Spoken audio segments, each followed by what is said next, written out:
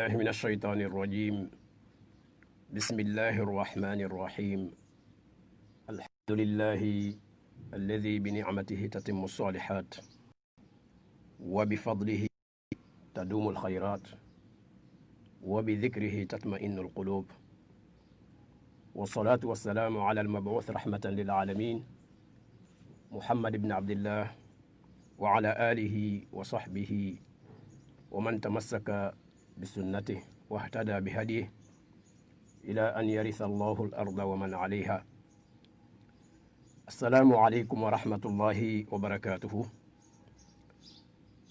أخيني جدا فيما ودعنا يا وقتي كن هنكندو أنغنيا تاهنا قصو ما وقتي سو كديم مسكا oga bete nga moga sukbanga gilla jamane ke wakati nkaranga ado jamanu beni ga dobe wakati nga anga debe ken hogen Dakar ma anga jamane ken hogen Senegal manga bane su sella da falle ado xannu ngarini jofanga khadi yokku ben Allah gari ikinoya to wa sababu agari ibangandi xannu ngarni kinya tukun killu yogoni oyan kunyini oyan mamana oyan nawarini ma akhini kubeni kharsa nyandome odina khanga aga fe kun kamma akhana kun killu kharsa oya sukunyini wasu mamana sarano kharam mohoni khilsu fonnan qayu asukof mante ayu ay khare khere jida femma sababu ndano anagano asikano agolnyangano atarinkana logo e kammas ko mantenga silam ndam manchu muslimen ndam manchu oya summa mana oya suna warni o duwango sulanga sutra ado tange ado saha ado beti Allah taala nda ku nema ni noxonga ado nema su hadam remme anga continue akonge ma ayirgande na khempa na siti yirge wala jate Allah ganno nyaku fandano Allah taala ndanga kunne mani no na sonumul labande odo menaha waxini beni soxu bakkoya fati do kalle saknawt killa asarano wa saray gonga alhaj Ibrahima Sissoko ado muslime ke dammancu gidani fabeni khokono lamu aygo ayahare men jangu Allah ganna yampa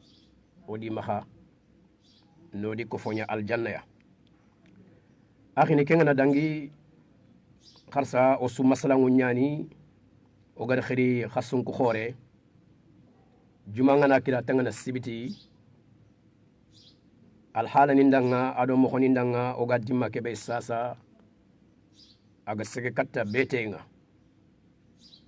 lenki alkhamsa ke beten kundu lenki alkhamsa ke min khaso atamundo kobu yogom maha atampille yogom maha sine wujune ko monakati tanakati ado sine banandi annabi bagam bagam ka khuye makka kat medina nalla wara irigi suyen kasonga atamundo banen kota sine ujunu filli tampille idan ori katta meya lengi ke taxi khadi nukhdun qulla khumpo khore Allah dungen kama diga men poge be nga gil khaya ke ani mareme annam ko gomondi khirindenga na to lenk masla ke khayana deberni onanya terinkan lenki onanya muku lenki okuna tombu mutammaha ona inkollo mutammaha ona wasande mutammaha khadi ado fatam panchiye kenya norta ke khir lenki liqa albab المفتوح gemal lemahu تفلق ونينتي فلق لوغونتي أسودا أياغني masala nyin ko lano ni war baranga ona medema ijarandenga na to fiyo yi o sugana jiren kutay ak fet serbanan ci makamma na awatta huke bangandi na bangan nandu watenyan ke walla serbanan ji makamma na bangandi nanti safare nyan ke wateda ka jaman cugana meñi ko tangano kaga kharen no ko walla jinno ko kaga tangni jibeya simana kawa pelen kuttu kawa koren kuttu nyoko koy siri idan lenk taxe ke follaqu ñinte ñani gille sasa khirinde nganda 33 867 020 ana suwadanga duwaw ñagande duwaw murunde asuya ado asudanga khadi soni rem men cutaxe ñani sidamin cutaxe ñani aygo aya xare akhirse afonnan qayma asagata igogen ba ya xare gelba masala ñimpananga walla tombo fananga aga gilli xotirindum ma oga walla kattanga nanti lenki korosindindu koyi ser suga finin xañe ser suga finin korosini ser su Allah subhanahu wa ta'ala gadi haqqile ke bero hadam remmenga ango dunge agol ñangondini haqqile ke jingunga haqqile ke sigranga su angar korosinden do taxasinden debari ado xañende kebe garini kongi tombu ko noxonga manga kat foki tangaro jaabi Allah dungen kam Allah ganna kille noni fana ayani korosinden koy oga dimma kebe sasa nabure agobo xa kofo aroxo question nin kan digame ngisimana ngawretu nabure agobo xa kofo aroxo yegoni nati nabure agobo ma khalsi agobo xa sumpukutte agobo walla sumpu solinde aroxo ma sumpu korosinde alloxo ma nabure agobo xanuye adaga xanuye aroxo idan kesu anna mannatu mande kenca babu be ñane lenki kite ngobo yoxa sumpu ana kammoxo a fogebe o met serenteno agan sumpu solo de yo xam mareme angana korosindi sumpu dunkono beni ga wunuti meya a gebe ñande sumpu dunkono beni ga wunuti meya a gebe ñande ku beni ko fungan qawñani naxa iga wunuti me a gebe ñane de ku beni sakka me xanu ngan qawñani do menaxa iga wunuti me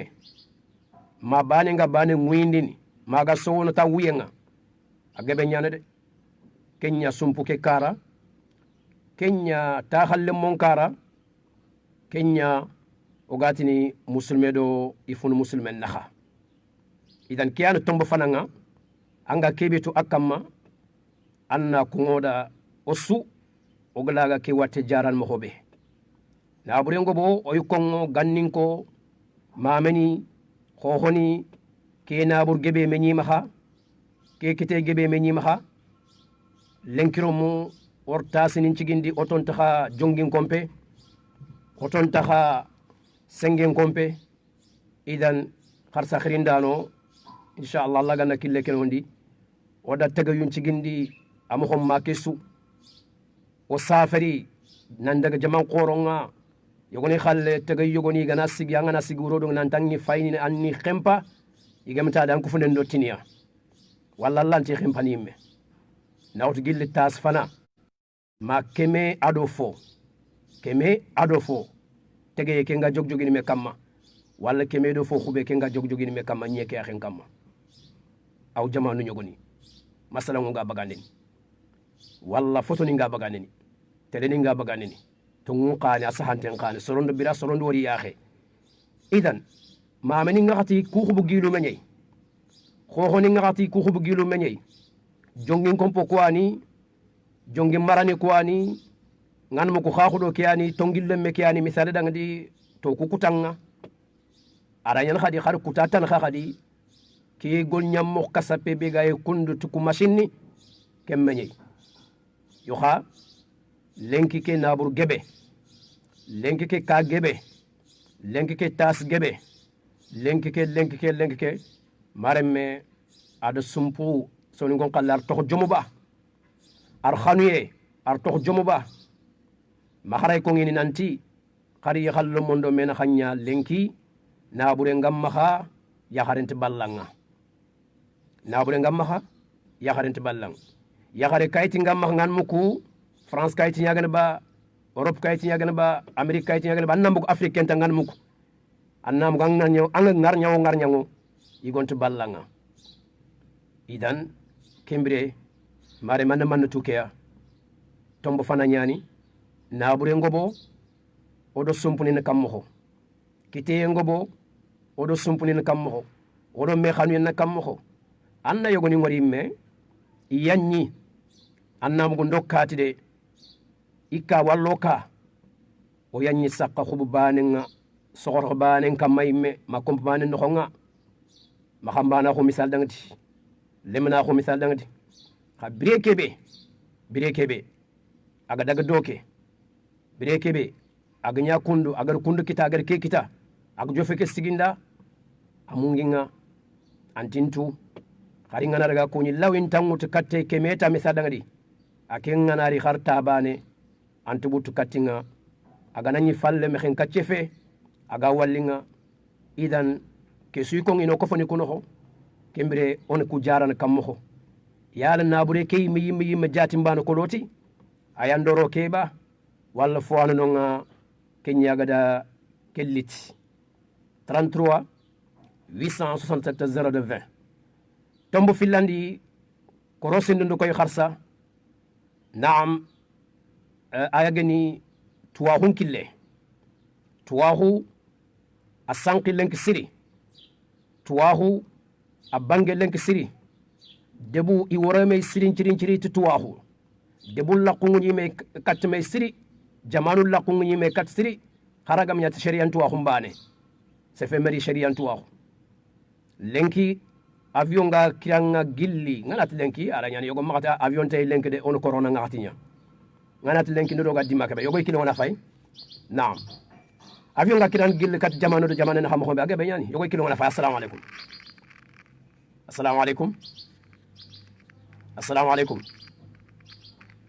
assalamu alaykum bismillah akhi assalamu alaykum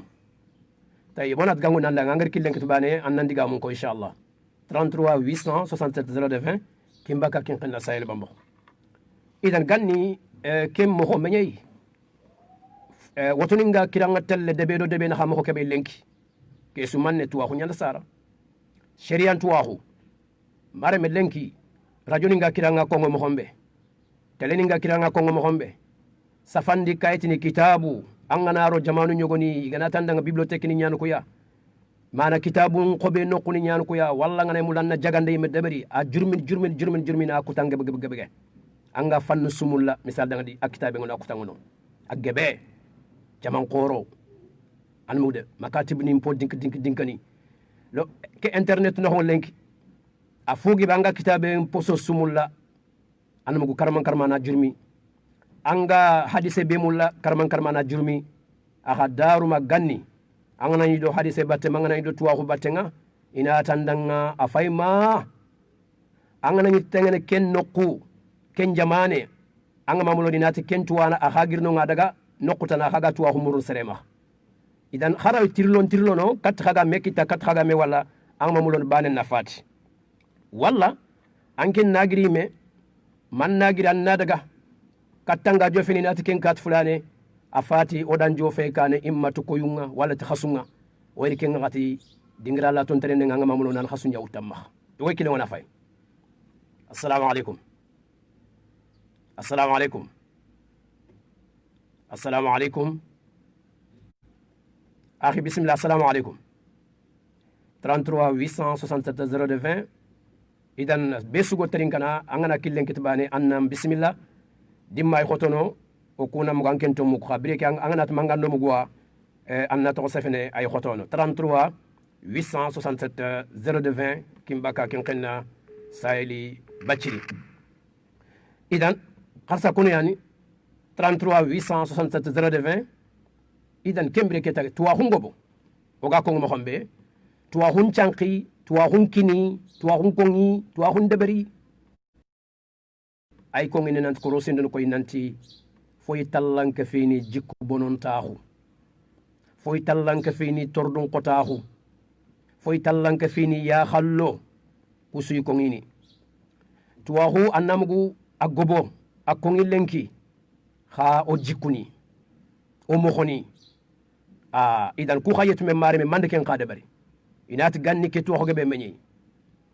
ko aga dangi ganni ke nabur gebe meñi nabure ngobo okor me khanna nabure ngobo okoro sumpuni lagana tuwaxu ngobo okor gollini mande sababu jikkuni misiro jikkuni mogomu ke asun ke akongo nawt gil kanin noxo lo mundo sarano yaqundo kineni do yaqu asu khanani menjangu asu golenti manne al jahlu ke yere afet nanti antetude ay khoygatini khawyahu angatum pinte gero finga banta anya ko khawyahu nyaketa idan ke khaman ne sabab lenki mareme misa dangati yokube ni go max atele ngay arajo ngay tuwano nga me taran ko tuno ngoy mo kebe ku killu beni khagadi sasa nouvelle technologie ke agani igatini killebe da internet ke mareme amisale laga sonin kara ban lenki de daha begi maha matu serela ya haqqen tunu wayri alanyana daha yugo antibaka ataxunde xalayme whatsapp ke kama anna serbane mugu mi serbane koloti ani anti ike ini tampille groupe wa misale nyantanga kinni i telefo ke groupe begi maha tampille groupe ke tampille groupe su ka wande bega kiranga yankanay kharange bega kiranga yankanay fatama do khempantay ang kharanga nake walla tuwana ke walla kharan qanne ke moko maki sumuku te soni ko kukarambana ngam salen kinnan annamugu yogoninat keni gajaga lahjan yanke akhanne yanke ken khanyaga akhanne yanke ken hayre akhanne yanke mana ko ngi mo ni ko khottu nyogoni yogana sefta inata kati abak gajaga yogonda safinata kati abak khanyaga yogonda safinat kati abak gidima kha misal dagati tampille groupe kenyana foro ko yogoni maha yogoni ngi telma tankarge groupe tayib ki khasu kawande biga kirang yang kade yogoy kilona fa assalamu alaikum naam assalamu alaikum Allah gana kile kenondi 33 867 020 kimbaka kinkana sahili bambo assalamu alaikum idan naam moy khaduk siri way lenk taxike or ko ton tombu nyakin khay khane deberni lenk masala ke khane deberni idan korosende fan fana tombu fana ngene kebe ayagani na burungo boye xanuy loxoye assalamu alaikum naam kamara khujaj nawari tawaran tay agobo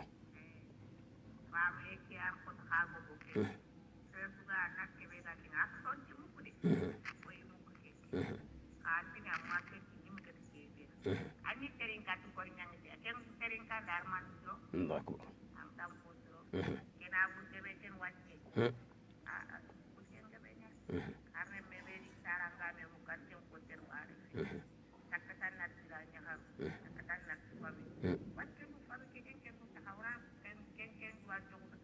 الله أكبر كاميرا الله قال نتابع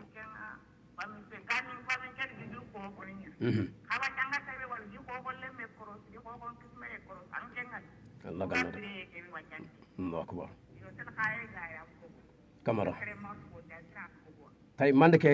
liti o kata jaran kammo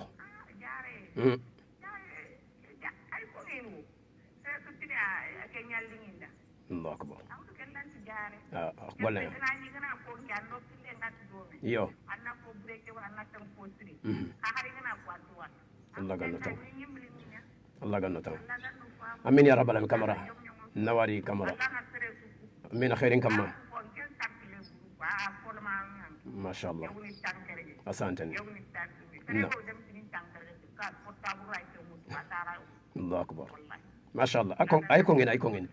كونو يعني وي ماما سرينا غيدا يخاري إذن كونو يعني خاصة كروسين دنيا يعني مارم دينا يعني كوفو يعني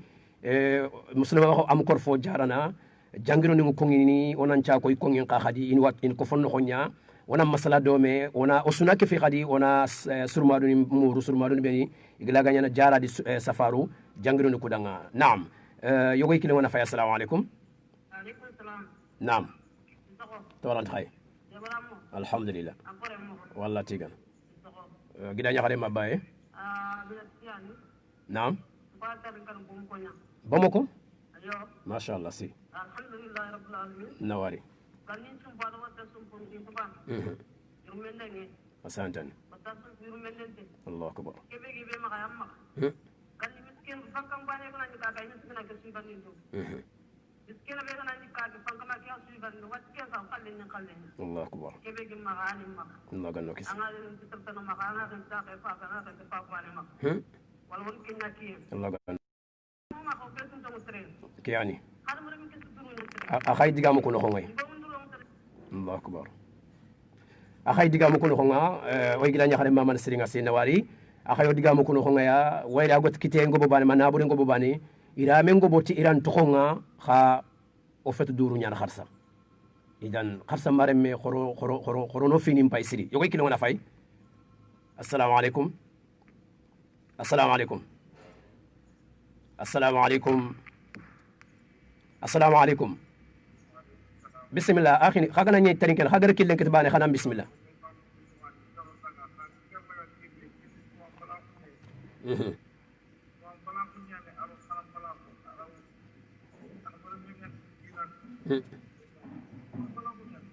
نواري وي مامنا كن يعني ان شاء الله يبغنا كيلن كتباني انغا نوكم بسلا ngom ko trinke ke kun angar kilen kitbana annan digam ko od akhi mugo muhammad kanko sisi ko nawari ati kharambala wala tuwambala ho nyani idan anga kebe tu watu ku safarenta anna ko ngodan walla fu begal sababu anna ken qako waydo gana watten cababuntu allah dungen kam ma ken ke fini fini beni go de mana ajara nga nono idan o yuko ngonanti ganni ini jongin kompo nyawre ini dorin kompo nyawre lenki o kurkun dagaje bakno ngodi kara lenga ngana serbe danga so ken jongin kompo wudi annam gunke ay anmude walla ken dorin kompo wudi annamgu har soro beni gangan muko taw khaso ko isa annam iwara ido nangal lukuna jingi kharsa subhanallah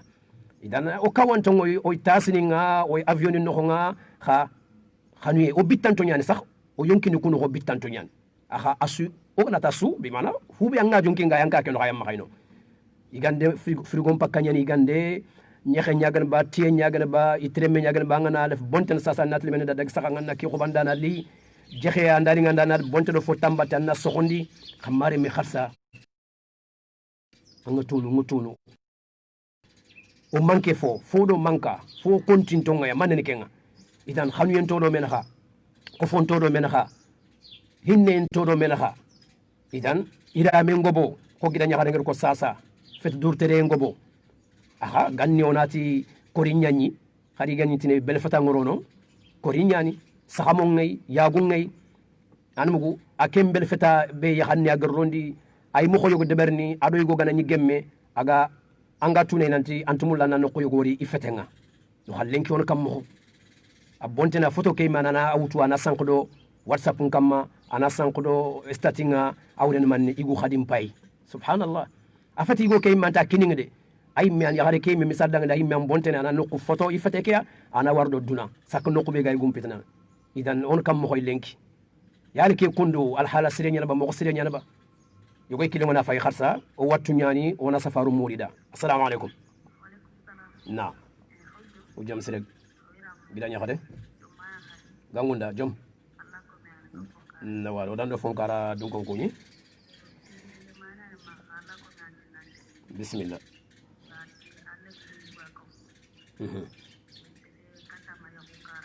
yo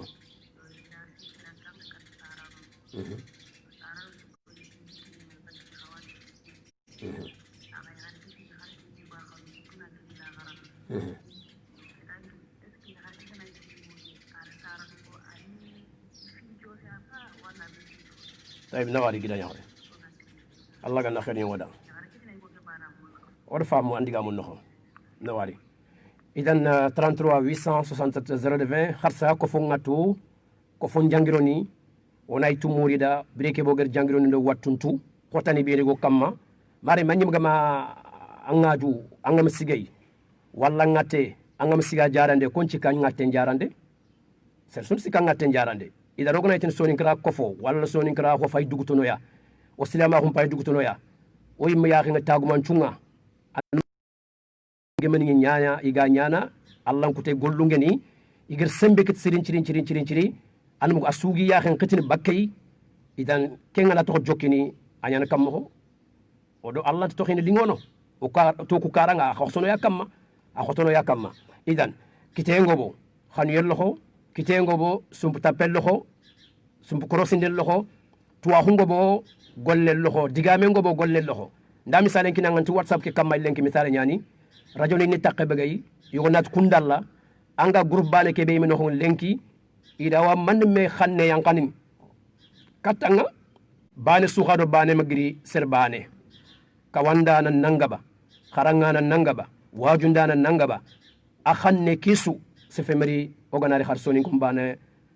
groupe ni beni go maxaya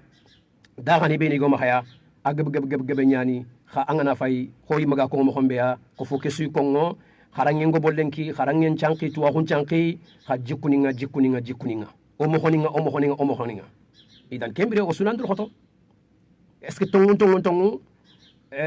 fi no nga o gar ken deberba fi do ngo fanqido ken bateba agan sonu mun deberinde ayagen sonde men deberinde hadam rem oy me ko ngo ono sonde mun nyama xanne de kenya ko ala inna fil jasad mudgha idha salaha aw idha salaha al jasad kullu wa idha fasada al jasad kulluhu onarikat gida nyaaren tininga tayib yaxum pollaqe nga kebetu tuwanon cusugu dungay na ko kenya muslim yaxare amadaga nga yaxini kafiri mbano kolotia muslim yaxare de amadaga nga yaxini kafiri igom mbano kolotia gana kemputu igobe angamulla yamulla muslimen nyani ajikun cire nyani allah kan nga max angamulla ayamulla wayri yaxu sembe fe forcé fe axo ko foni ko no xarandan kelenki sembenta ñaxuni ngay a ñaxina mbayre meña an kawre me ana ñaxini angantumulla ina doxanga walla ina qase walla ina kitulam palle me nankine anga tanga kebe mu likunat ken jamburu nya o dant khabila o dant jamwande an mugu an kawancha fe ko anger ko mo kebe tayib kawancha ko ke manni silamahu ar kawancha ko ta ko man kam al mu'minu wal mu'minat allah ko kuna mu'minigu mu'min yakharu ay nga nyaminati at ba'dhum awliya ba'd iyani me kawancha ninga iyani me kirunga faran to dan al muslim akhul muslimen nyanan kire muslimen nyanan ngaxi khalinki muslimen bay balli yaxi muslimen nya anga muslimen nyani allah kan nan nyan ko am bala anyi me lay seden sax nan kata ayam punga allah kan ne kan ken nat khadi allah tallem men kin na to man ajamun kiya subhanallah silama fi ala kulli hal silama fi to anu ngir kebe ko ya xare ni woli nim ci suura ani woli nim ci wura iga me kane mo gombe ko afab ganani agano fa be ngana bara ngatu mene o ko fo ken ko fa be ngabarta ko ko lenat dungen wayla tina ngana de berin din tata kundu aha mare me annan ko wandan dunge angara tu nan tan tata bar balle kebe adu allah dome adu an sallallahu alaihi wasallam anken qal muslime nyang mulando allah nan dome andu andem nan dome golle kede bari allah ko ten gol na wasenyan hakada ya har kina wasetor noku aga nyan sababu aga allah kutana idan allah faren kendi ki akhramundi sero ganari khaya adina ajiku asire nyani muslima hun kamar ana mugude farenti manat harku yakke aga kebe mulla akhaga mulla khari khunde farenti manat to gama debari ana bono nyartini imma kunyi mu filido mena khanga walla yahare ke anke ngamul annaro nokumbe anaro nonga khanu ye gantono dina gantono nga sarahu gantono nga yahare kala tal Allah kuta kharsa idan tuwano ngere kebe ko yahare annan woli nin cuurana meta nyandak dukini go kede ayi meta na yi hunte fukundu nga nani wolinte de ayi khan woli nin cuura igana bara ballebe to nguganti maha de muslima ko nyani ya akhi nanti to ngun tremedo sarana kha to ngun gide do khone na la wa kalla idan igana bara daga kille fanka ina ngoli ni ko khili tuwanu ngar kebe ko ini trindi allem be nyanke a hakile ngire nyani ay kilunga a khani yahu fi a vie privée nya a fi kher nyan ya akhi inti maro mu la mangana maro nyiga inti takay mu la mangana takay nyiga ngiana cara mangana takay nyiga na takay nyiga manya tinga annata anniga na wedi ngiana cara ya ko yimna non pay allon ki ko kharag anke ngantumul ngiya gamul allona mi ko nyekini horondur khoto onan kono Allah doro mun naha idan ya khare kille ngandanga breke be woni nga bara tongu ganti maka tuwano churke ko Ahmad Sissoko digame fe ngiana kharal le manya nyaare do tuwano nyabat tuwano digame nyane ke woni ni ngana bara tongu ganti maka annabi ande ken ko alayhi salatu kembere sultanu nyana khibare mutu agan qadi nawtu jiz nawtu kitana nawtu tay be gona to jamano ko lenki islamin kitana ne me daga igana nyiga kitin ke kembe ke tombe ke kembe anke ngamurno tongu igamalla shari'an choxi ntilen ko faytelo kanin khibaren ko ima khayno lokatel gana nyankanga angamulan na baganda gana khoton tantel kun kilwa kudan nan takken kita idan kharsa mo bane kiyani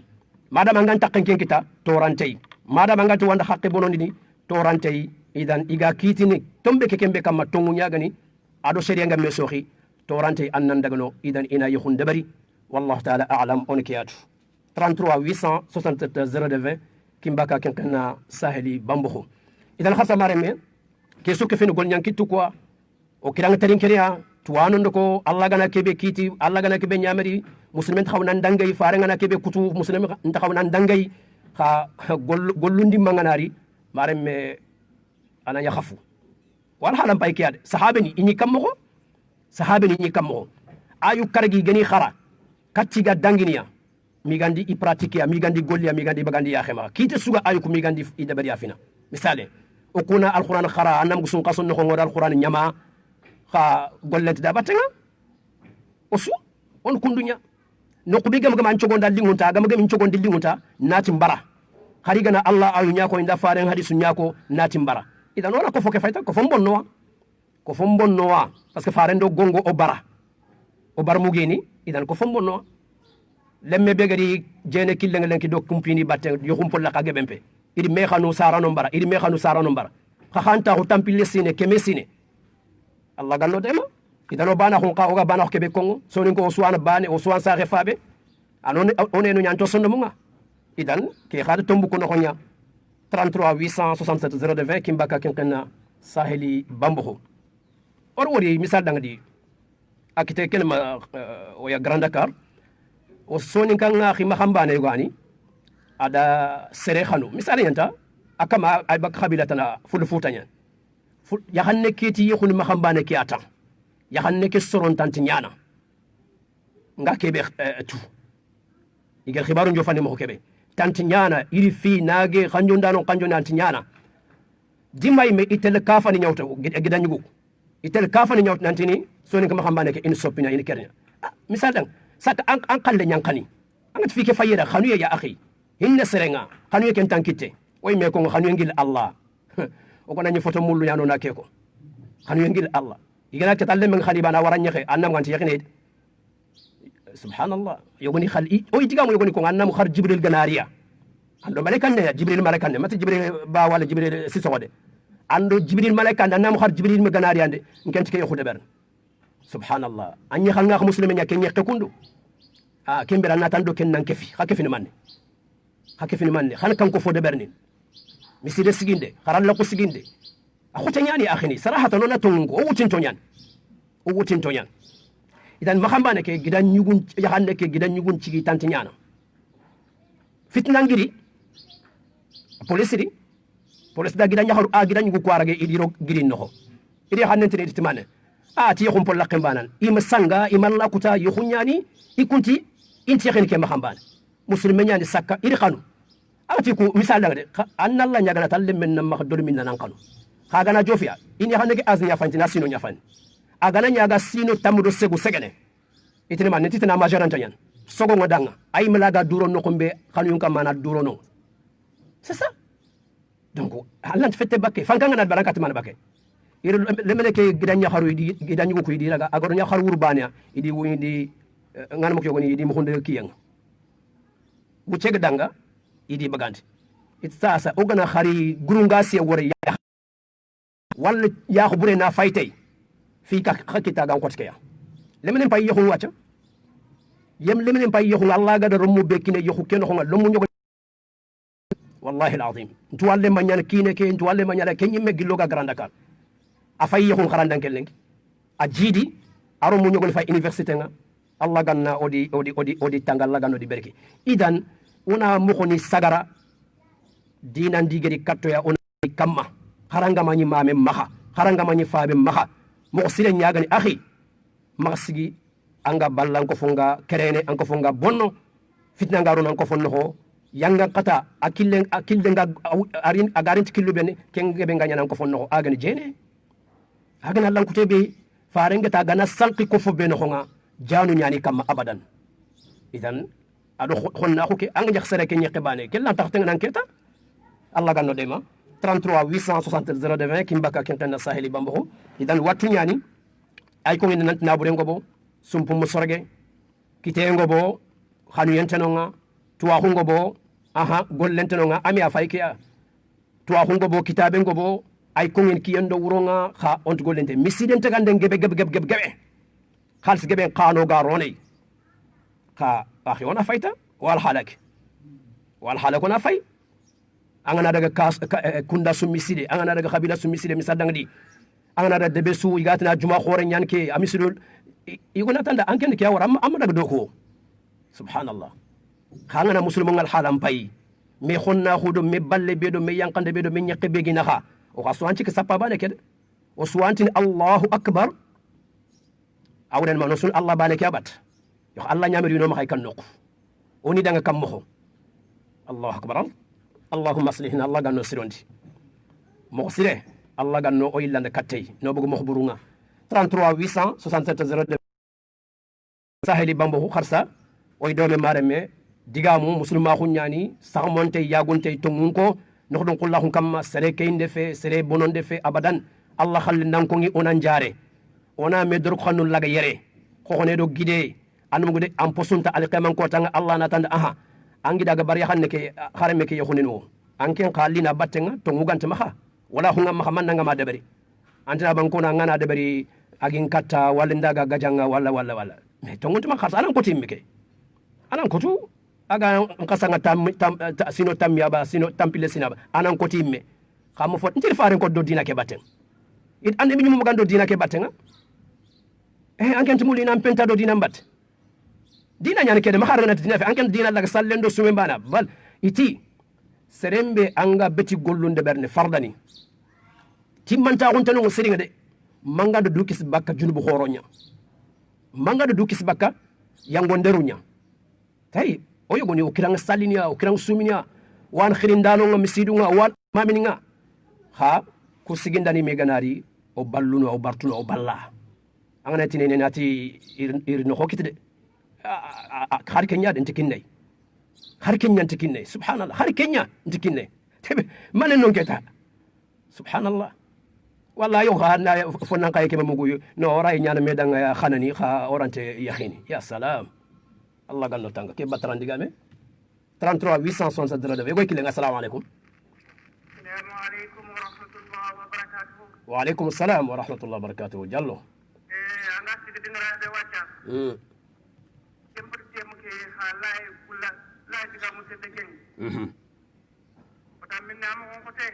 Allah ganno mo xere non ñam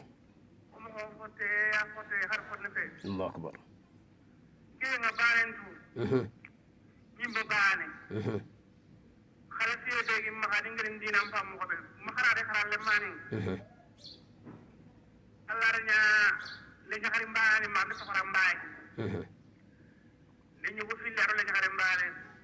pour le moment ku ñane ma Allah gan Allah ra fokk be afay fokk be ka kenn ke Allah ganni ber fi libaani ma xara le xari mbaani Allah ganni ber ko da nga do silami lemmecho elle ñaxari mbaane anta antara ya anda jamango bonya tara wala anda kinti Allah fata gani ni brene ñun kin tan den ki lu ngi hakale ngir de ndikinde sere nan khajuranga be ngam khati Allah di fata ne ngana dunge akhi ko be atara no ngara ma ki ngum ko be mun ni mi sey ngara yi go be wuri tare be gana khara le magare dina kharana Allah dina ta khararo sharia ndo sunna gana kharana fami ngita kenyam pasindang fofosu hari lemene ke gana khagara fumbe kidinga adi kina na pre krama hunga ina Allah pada kamma igana jena na de wala raro kan ide ila khata bak gana ko puru nyanga be de bari ila khata bak ka kero khangana lemen kini alle menga me dina ndo anya yugo nya ya khrenya angara kara angara ke be to ina jina na ko ina ko logan nota nawari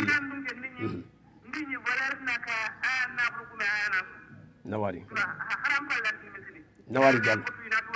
nawari jallo jazakumullahu khaira kundu nyani idan annabi nyime ma ngosu nyani an hodon kullahu nyani anyamere nyani kono finin ta hodinan kamma igo atanke nyimna dina dunke nyasugandi wala ko at tonguke igu antir hottege xanne nyani ayi dorenga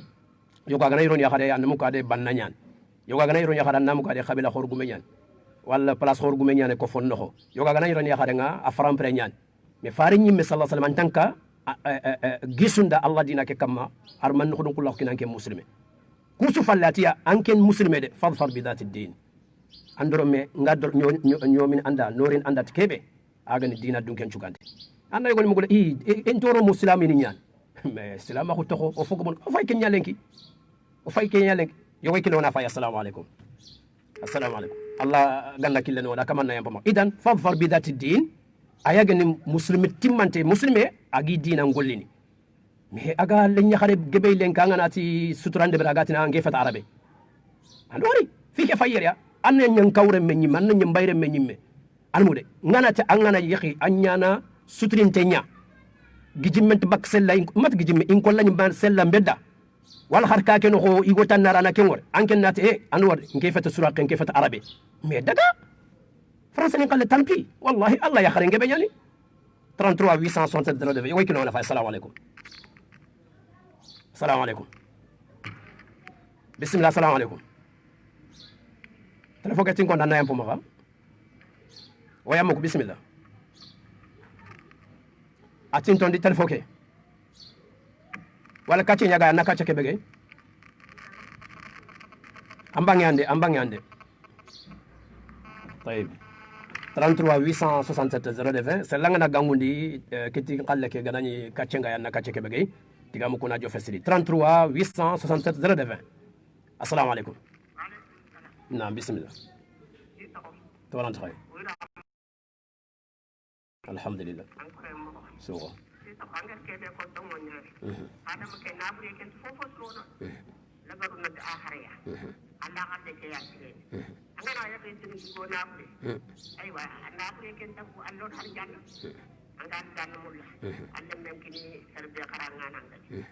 Rokun into bana. Nabre ket fofosnon. Ane sebe ka usan yende. Yakare ngebe wachina tin ke gogula ini ke amula tara no na para ke ya na buku. Ke ya ke falan. Para itu fofosnon. Na hayan fofosnon. No. Allah kan no ko musulo. Amin ya rabbal alamin. Amin. Nawari suho. Allah ganna khair nyawo sudangai. كوني خاصة مرمي ويا مامنا وعليكم السلام ورحمة الله وبركاته كن يعني نعم دعامين يعني مرمي أنا فامو دعامين قطع يعني دعامين بامي أنك قطع يعني نابن تفسيرونه أي كوني أغناني أنغمتا خدينا كما الله ركينكو القرآن كي أتي خنا بروكوفي خارنج بكي في كينيا غا خكسني إكي الله ينغن قطع ندير غاندو دعامين كي ورن كيا خنا بري أنغنتا الله كان كم فلا قوري wayda Allah tan naburuku ini aljan khobananti ini gaganati naburuku jakam bagande hijunde barinde ke suta hunna buri yakam miskine ni gande kani kusiginde ko gar kani kubin ko qarallani misidu ke su jogine man kam mafina ki an ngir kebe ko fana gagal sondo mun cironde sondo mu istironde nasiro maremme faade ko at naburen ciro agnya kitti sire kiti sereno ko serbe solo men cirengani aga kan Allah kana bure ke banu kolot kempe yani hadise ke bogar ko fana ke farengar ko nanti igumuro ya harunga yogoni doku bane battenga wali fili wali sikisu tay yogona sasa ike gari har ke be fofo mirey afran pro palle wallahi mare me ganani angar ke taw fran pro ban kamma dina gantenonga annan ki tenkinya faranga nako atanga ma dina gume ke awtsu angam Allah kanana ke awtsu taribati yadaka rohoyin nan kita tuano ke taribati yadaka iyugoni ti amana nekia yugo taribati yadaka awrenia angana dina gume ke awtu Allah kanana ke taribati yadaka an khairi na gobo ko dore ngobo e moho mana ko filisu sahante yugo kilo ngana fay assalamu alaikum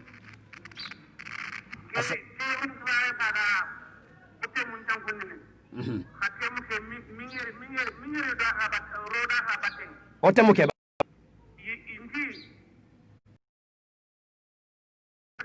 aywa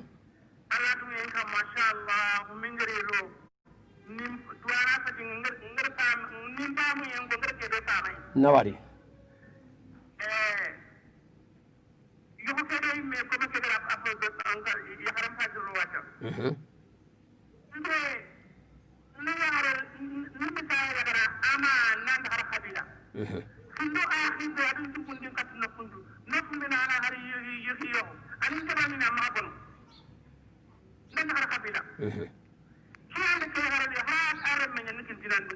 إن شاء الله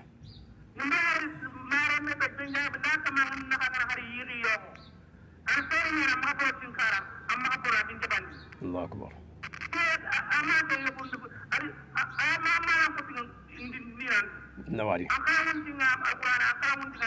نواري جالو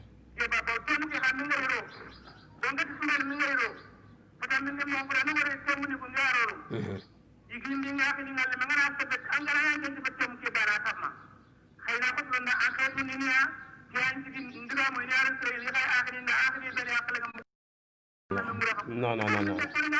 سبحان الله أي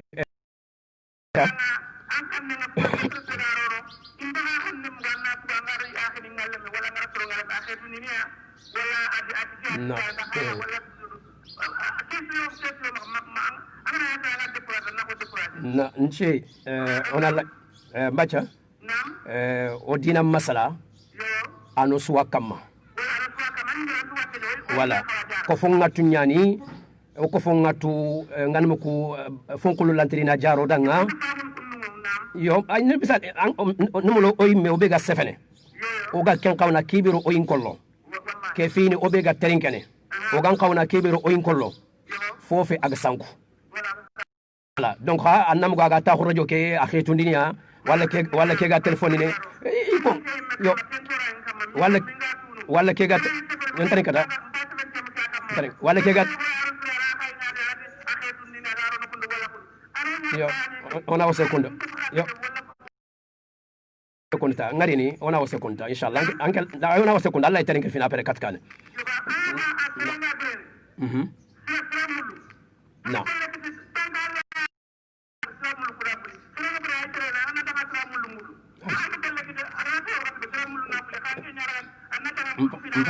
mpagare ni kenya kunu yan akhini oy akhi mamana kharsa wallahi ngeda ngenju nam o sudungan tengay nanti te o tengana minna Allah gar ko bernya sikano jare afay ke lenki o gatino na docteur nin tarinka iga corona ke kite killun ko ngote fini beni ona la to bakia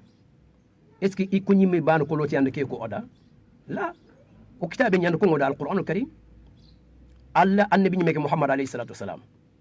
hande ken ko ngoda hada mere me nokusu bonenga bangi anda jangiro nyaga ganyon ki bononi ni la to bakke aga nabunu bononi la to bakke aga ndambe bononi la to bakke manen dambe bononde nga jene nyani jene banan dambe bononi anna la to bakke ado fital su aga hakkile bononi misadangati aga ncha hambono na la to bakke tay me dina ndunko dina ngatu igana nyakongo onati ku kawandano feti wal ku kharangano feti kawandano khitundano nyani la alquran alkarim atre kille nyani nimis wasande gongonde bashiran wa nadhira Allah ti annabi ama hanko ton nyani ku filis on ko nimis wasana on ko bahbahana dimman kemil law kefin sorobeni gi nimis wasana dimman law kefin sorobeni gi bahbahana akitendo manne gol nyankitu ngana wala sere ngana nyi yaga fi burende bari ari abagano hatubi kembire ayube ni ga hadamre me muslimin kilun tallanta hunu aga soye kinne khadi aga kilun tallan chaka Allah ya nanti Allah fosongun ta hun qore nyana gebe nyani anga tubi kundu tubu ngisirota Allah yam pam mahay inga ton ku ngayo ko ken cereda habire kebe kata seren kitenga kerindenya seren kitenga feyenya seren kitenga garenya me on ku ngayo ko ngada nga kam mo khadi alay baka kempi bure no hon kadimba la on bakhana on bakhana ke fi bure giri bakkay nangir bakkay walla kenyi man nasimi ayubeni iga bakhande ndeber angana kar kundu amanya angana jofe kundu Allah amanya ken nanya sababu nagir bakka fi bure ke kamma dan hawgana raga yogoni ko nganamgu lenk tuwano nga lenk kharangano nga khaytundano banani kharimina talin ko sonin kan tali o sonin kan lomunya o gama sonin ke mugu mo khosu orfon ke mugu yu talin katanamgu khaytunda ho kawanda subhanallah la metan kanan cigi anga do sere nyim ban ko ta jati nyade la ko fungatu ko follo mun tuani kitun kini meina jara ko fungatu ko follo mun tuani kitun kini meina jara kian kenga fe atora njofe no suwa khadi atora njofe no suwa masalan sere gana yaga feini oga ko fo beno khonga ando raydo nan kapalle mante anta halle man kompenga ay feina madiga mamma kaba an ko nyi nyata aga tigani beni wutuno nga tigani kunda nyame non kotasu agoro aga matigani no afilinken katan kompenya de itan kiani igatni sorobe ndi danga sociologue ninga kuga ko fonin karanga aha tuwa khunchu sustakhun alquran ya kamma tuwa khunchu sustakhun Allah faran chunna nya kamma fina kuro ken tuwa khunan chiroyme angatini kesre adan tegame bantan anani fainde kille fede ngana ko gijan katte kille fe khadan tegame ta adam payta digamu fil sikta ana tanken angusuno no fainde kille fe gijan katte kille fe manjar katte kille fe idan kille ngai shari en qaranga anga digamu qaranga anga halani qaranga anga mo ni qaranga igatin psychology harmer men choye an sonemeya ay woni giyanga hade men mencuno an sonemeya ay woni ay yani wol foni ngako tali nanti yeso magia kasofe khangana takhibe kana itu idan kembre mo nandunge terinkene ya o watuku mo nandunge kongo wa khoyga kongo Umar ibn Khattab radiyallahu anhu diga men ngana sahab nanti agar tore ngutu ado ko kubeni aganya idanga kane at khairin takhaya jumun takhaya khaga ma kongo danga ya ken manne o lebuni o gom telengo no kombe khana kongo da khano khudun kullahu khairin to ku khayi manko o gama dunge khaterin kana khaga kun kongo danga fike fayriya idan immanke khirse sara wallahi hangana ke follaqu nyandal lemmen naha masarin en pollaqe dinan kamma maremme amatu yogoni kontina lomunu ko ini ya kharo nanga ina la lemmi anda mar dinan kamma anan jingen tunwa jinge be Allah garki nanga de haqqe be Allah garki nang yo dina gantu non kunga tera hukiya o ga e pourta kenche ben tamarande de o ya sorotan ni o giga janga katne dictateur nya harke jamani manke e population tintamulla antitelle jamane le mon tintamulla anti gilli yonkini ndam ma toxe an ka ke no manen nga dictateur a hunde berni man nga dictateur a hunde berni annamu nyakani tayba an kan nyan ka ke khalemme ke kha sonne me kan chone me fe ngan nyan ka ke misale kharemme ke asone men chone me fe nalla nyaga na tanam maha serburen qalu parce que fitna nyani ana mak serburen qalu serburen ko ke bi gan tallatu ngana ta gan tallatu afetna tan tallatu to ayi ant annabi to afetna ant annabi to ayi est ce que dungi Allah kitu Allah gat kebe nangare ay worene ba Allah ket kebe nan debari ay debar ba wallen kay xsoni ka lamu nyimme ana tanda nga ñak nga ana duwa sutuni ba nak ko ke yaqe ay ngent kunde subhanallah anti nangari fi burbure ñako ada anya kay du sutrin ba la sutra no ke lam na lamane an ka ke lam na laman ana tinene ken makara la ilaha illa allah rotota allah ganno dema o suwana o suwotin tonyan nanu xonya an nanu xonya aranya ne nyangwotin ta nan kotanga kala do jarbi ar ko ngekero rakunga mona kwa allah gari be jarba nga trinkena a trinka o suna allah jaga medanga o suna jare o susiruna jofe allah subhanahu wa ta'ala wallahi fofo go gomundini ona kenya mulla ka foran to gomundini bireke be o gamawt allah kitabenya o gamawt ande bakhramundu o gona da to o yindin to ko ke banu ko lotiya walla o gatin o ladani kulanta luwani kubanlanta abadan aray no qosiron kharanti no qosiron allah sharia allah kan ne limanan ka hu kenyan kat halmer men de berne lowolo no qusu dimmas idan watu nyani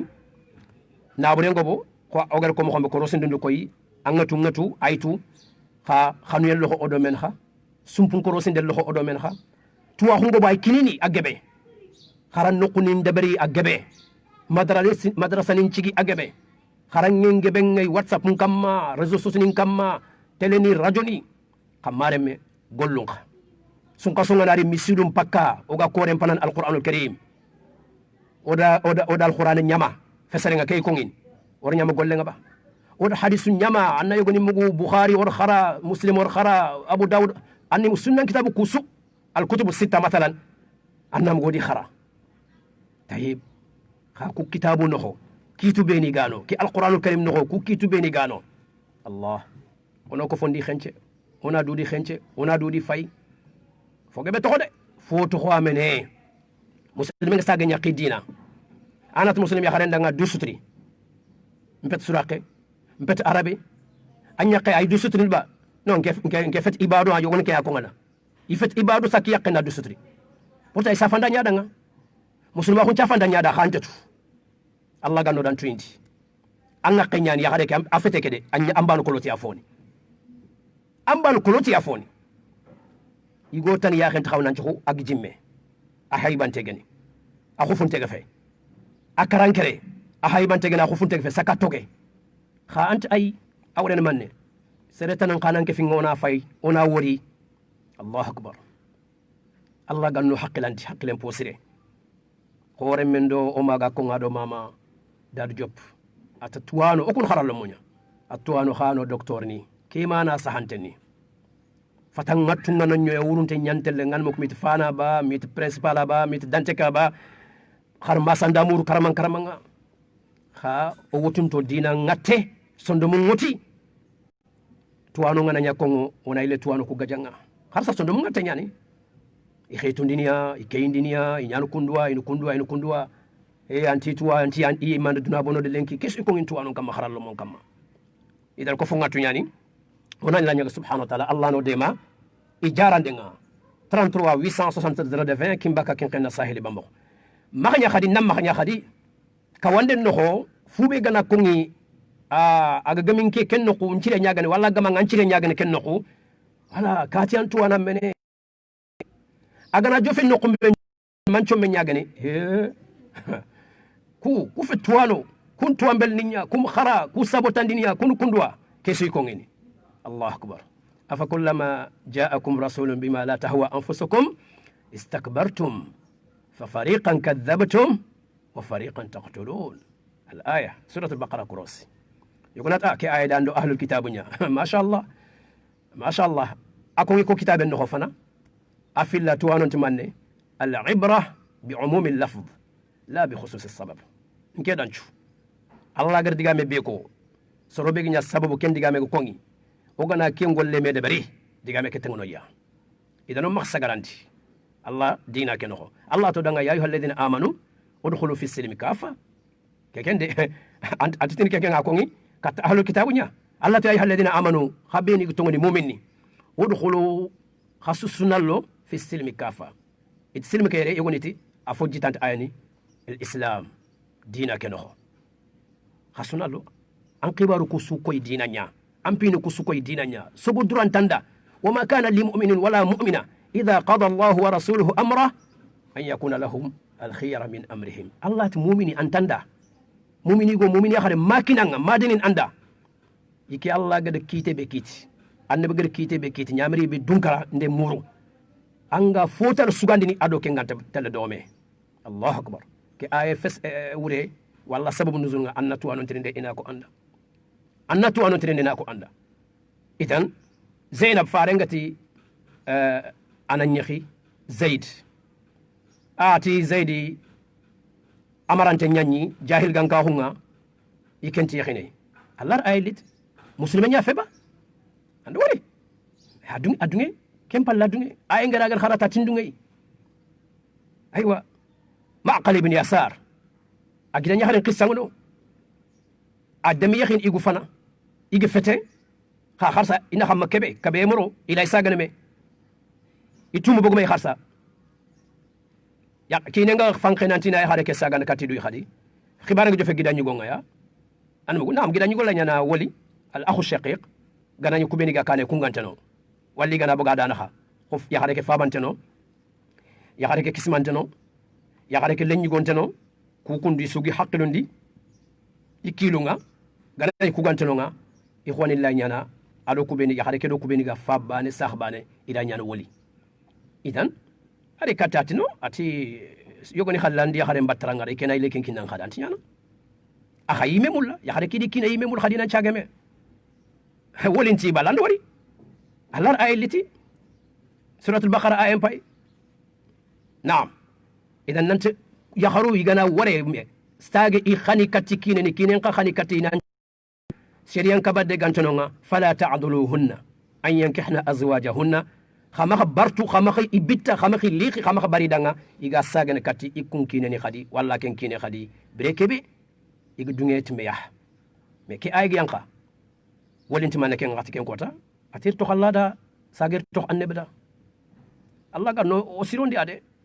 khaw kul lenki ne keme aya kharangin kamma ina kharang kamma antina tan ke sogo di lingu fetke ke sogo di lingu fetke tay akhay ko ngini taling nanti fal khairu makhtara Allah lana onatu nanti khairin godan kebe ken Allah gar kebe sugandi odanga Allah garo nyamere kebe khairin ken yade kaw gana to tel do yimel yongi kedi ngum baana ko lotiya o tel do sogo ke baana ko lotiya ada khotal litide 33 876 020 kimba ka ken kanna sahili bambohu idan kharsa akhini solaqu inta nyani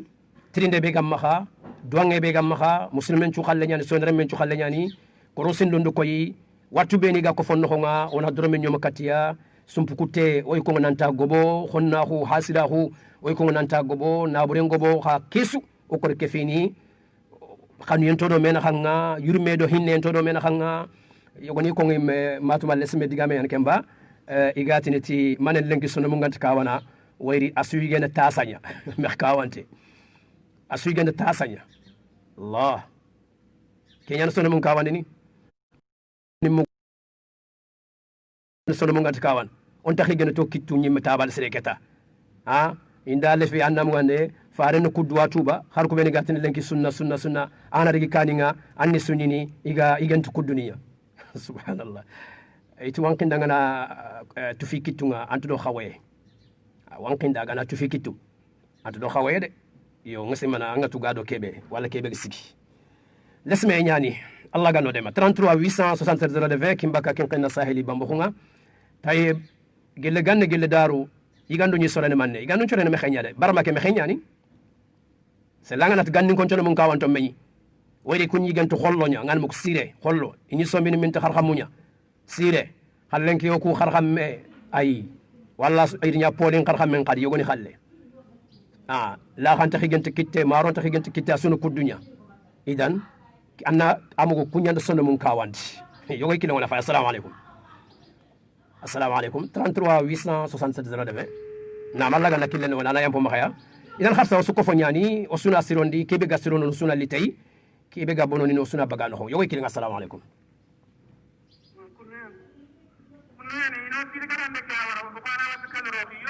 خلاص ona ken kum mebul inshallah ona ken ko mebulu dangi ken inshallah 33 800 imbaka ken kana sahil bambo idan mareme kharsa kurus aga ko ngi ira mengo bo tere ngai ay yakharunga awigunga anam go yoy kin assalamu alaikum wa alaikum salam walla tigana gangunda gangunda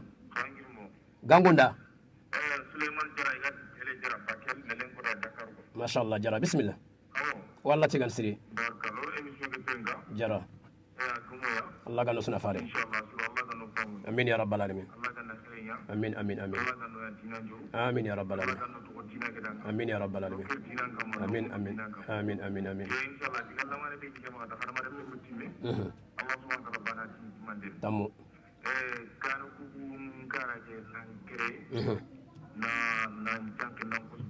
الله أكبر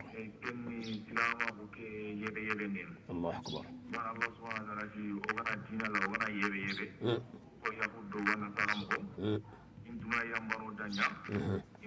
الله أكبر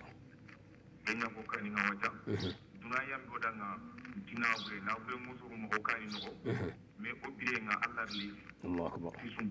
الله أكبر ningo terbani de kana giri ay ko kamu manjwangi lengo da kan ta kan ngana gi takan do bari nga to fu ni gel fokita fu ni gel fokite wurniya sun bunga akere lama bu lampu yenyan je katina abuti dinam pam yenyan ko gono dinal la no dinam pam no tilama bu la na pam kani ko ko tikidiya Allah akbar ganin ko gangi ni fay ko kismani kato ko hon ko ko ngani mo nge to ko lamani ani mo kamani ni mo sumbu ibn ni sumbu nya Allah subhanahu wa ta'ala tikiya wa na li na Allah ge sumbu daga sumbu Allah ge sumbu daga marakanu na ka ce ge sumbu ka sumbu ko marakanu kutu ayan borondi age ketu ko sumbu ayan kan ni tuma sumbu ta ga wu ata Allah subhanahu wa ta'ala mangudare bukonu kebe ngono ngana yang kan ndu Allah di ndangara di mutu ndanci dilari katte nganga mutu na susu giran kutu mingiran kutu susu giran joli mingiran joli Allah akbar ken tumbu anyang ka duma ko gir raga nyo ka teena ka mo ka tangini subhanallah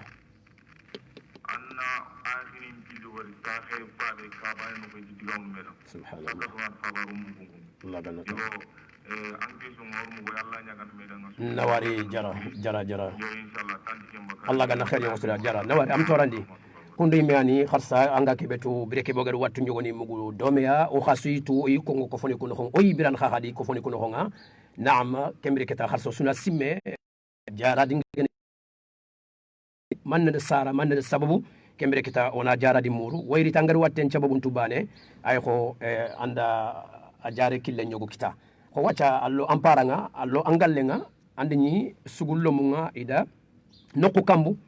ana sangalle ke fayni angar bote ngor bane ha ndoro kille ngori ida nan bote ke soutinia 33 867 020 yogo kille wona fay naam assalamu alaikum bismillah assalamu alaikum wa alaikum assalam harun jay jay alhamdulillah ما شاء الله جاي الله قالنا خير يوم ده ونالاتي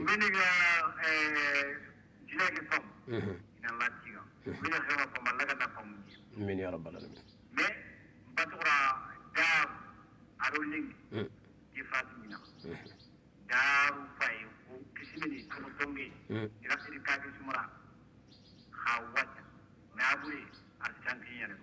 الله أكبر Siribi angan kawat tunjung dunia, anik lagi in bakbiya. Kibi angan kawat tunjung dunia, bagan nikiya tunjung. الله أكبر Sunung pun putiya medi, folato, fotindo, ilato. Siribi ka stasi fabi. Angan mampande pagi, angan pada pagi. ماتوا Ya hari dia angan kawat ayeri. Kaji kani, dibunya ya hari dia intinya di bukatre. Kan tren ini mekini. Ini ya hari be kaji ngama. Karena yang afra berma ya hari. الله أكبر Kita bulan do untuk fali. Arus dua bumbun, arus serap bumbun, arus bumbun. Ini kan akhra, anak tunggu ini apa? Aha, amasuk tangki jadi anjing Allah tu saja. Allah jadi kebelku. Sesuatu ambil ya makan lengan mi dal mi ko woni tingal ano wala ko sama ka de sago he tuma no ke ne fe ikum mutum ji le bindi lemme haruna o yimna no honyawo nti muna no honya ay no tuwano ko yigaten tuwano no khetuna nte tuwano nga kebe kon digame ke atenga ni kundo terinkano kuswa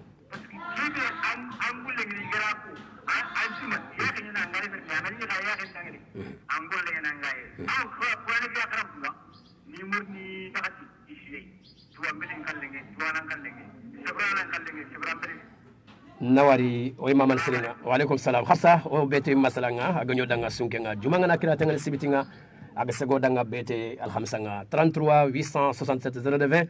khassa ko fo ngatu ko fonciron den killu nyani or kenya ko fonciron den masalango o ko fonciron den killu woni ko medanga jangironin tu naam ayin kamba yankama ayin kara yankara ayin debe ayandebe ayin jamana yanjamane ayo jamanunga idan kembre o yimme ko ngonanti dunanti gilime falle akade o wunti khamene o yikongo yimeni o yikongo andab go tuano la kunga kadi onat kadi ino misona ino khetuna ayi dimay masaka onat kadi tuano ke ko hagade sefke wallahi soronga kharamo ni qilli parce que foygo e kende bitasiri agado lingu be amakita annam kharamo kede yakani maga vraiment ke gade adin toro adin tampindi atungen danke yarki ado kharamo ko do mesiri nokobe kharamo ganata nan kaw kedo ke walla anka kuro anna maka yagare ke tor anna maka tampini anat ke fetuwana sede ngemi sekondi di ngumbana numula nangi min sekondi di ngumbana ay yo wakilo ngana fa assalamu alaikum alhamdulillah rabbil alamin malgré jidu jeri ngene mo besare ko de wala ngoko nam ko xamne do waxat ke be ya kara nani ante mo ke ko pa ta ne nyaka ma fakat o ta ne ko tam ke bana ta mo te ni ni ala ro haja ta bi wa akhir ni ya diga ko ro ni anti na brengo bo khasumma talla allo kumba baro do kanin ko odin ta bana mo ko su sonin kara horo nenga no ko harani mbugo tiya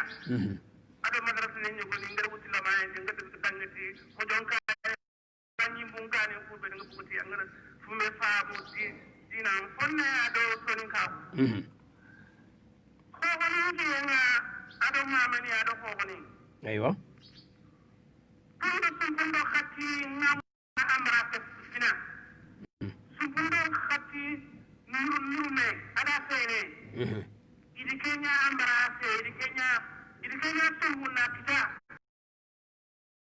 dinani me tuwa kunkane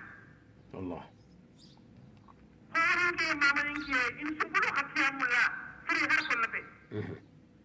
kati idina kala ngare na ado potna iso ko ni khati nya mo mo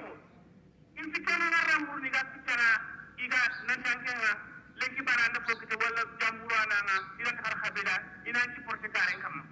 kenya na ara kana ni isu buke de khati gare ni me ni ne de fatina aya bundi babran ko ni na ndako ko be ni suba khan so suma andako breno nandira mu ma dike ma ke tere ke mo ko tari legi ala wa khalidi osu fonto ma obeni ga sebeni ko ga bakrin ni wolo pot la fona la ma ala kubeni ko tikafiniya wala ga no mara ota hari yo ni kulin ko ma ko mo ko graciel ni nyana ngana etajum bayni an ko nen na do ni kunyati fogum osu ko sun kafin fogum fogum na la ga kungu ko lenki angare wori tapi yo mey tata la rapun nara kubeni kware ko kuwira khayano mo mudu ko madam duka ko tiaro mu nara rata tutangi magadi wino agar kubeni fumbe ga kenya lengi sere kwaki lengi isu bundi khati wala bi ila akhar talla ada su bukkero khati ke da Allah ko tonni iki xam ci gen ni mo ran ni wala ka lamna ko ikutre ne kay ina na kay bigina apalle ina waram ala to ndon ko iti anna ko ya le mina dana khoro anna ko ko le mine adana khoro christian na ne adana kara ite ko done mi bi do blié ara yam bana khan tigam boy and mu ne ara ko le buran and mu ne khasra dara la yam bana kesu ma hara dinam ta kabala an kudunda ese ma na ri la dana ko daga berkule ni ku anga tanga tanga ne ala mandian aku ke bakari igra kata ina ko palla nga igra am ko timari ni ba bare ina ko palla nga iriya pour nan tusini conflit ko adanga ko sumpu ko do kati lengi kiye ke mati tisima ndo ngar kewe pa mo soni ngahu so de conflit entre iriya pour yi xalla ni ngara mo ko be igra tusini nan ko ngum pili kama après nana satan kile mo tamasi nawari o imamal siringa kharsa maremme digamu nyani o imani ko ko foni ko no nga na burengo bo kitengo bo anmugo on taha domeya on taha mekitunga yugoni ga ko mo hombe ko honen taha to ko gide danga yakken taha to ko kine danga kusu ko ngina mare mo son ko fo ken ko nya anmugo ganni ngai tina manne khirsa kebe ga kaneta asuna terin kana misada tong no ko no ona me jarga fon khasire nyan ona me terin kana madama khirsa nga aganta fi buren kamma hotel dabatenga madama aganta fi buren kamma yo ken qafati ya khallo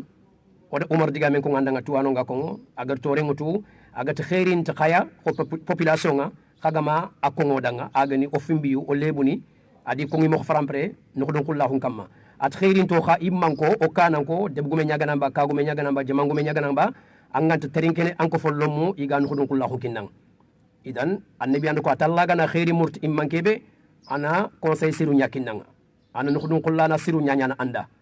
inandema katta fisire anga mugo kebe inan cimmande anga kebe tuna ko nganda angar mugo inandema agollenga fibure ina akungandan kudo annan ko follaton bakke weri kandanda nyakite idan kiyani kay manke be anke ngati har ngana nyakagumenya angatina lemmentin conseil ni yakentin conseil ni anti ngaray ni anti njar khara bak fofum kegeri kebe khinita khara ngana fobure nya hakapinga kenya kamma la bon ken har sara no nyogoni kamma sala alaji ketande fi andege khasu man me sino man me lemmentintey misali nyanta lemmentintey wala atiro no kenno quoi awara annam go andasu sella anyana wure mena anyana ko afa kefa waj aga faren ci fare kagumo ko faren ci habani ini aray nyakinne ini no ko kullahu nyakinne idan annan ko hono markem pour la qatrikane andal lumu markem pour la qatrikane andan nyaku markem pour la qatrikane andab taxano markem pour la qatrikane abadan ona me de manata debe kiga silon mo xombe ka kiga silon mo xombe ko fo kiga silon mo xombe jamane nga silon mo xombe woyda gana woti watte ka dalo dalla arabena angar wallen ki fibure nga akam ga talante le kane ko foni no nga fogbe parce que o kurba ka ko ngenya o kurba ka gajangenya o ngana kurba ka gajangenda ko ngenga o ga nyokhoni me maxa kembre keta o ga framporoni yaketo o ga gomoni yaketo o ga nyakhana kenyante le kane kembre maga daga kharibe gana fisere ndeber keta an kenya chutunu an kenya anyana nyokhfonga aha kenta khawa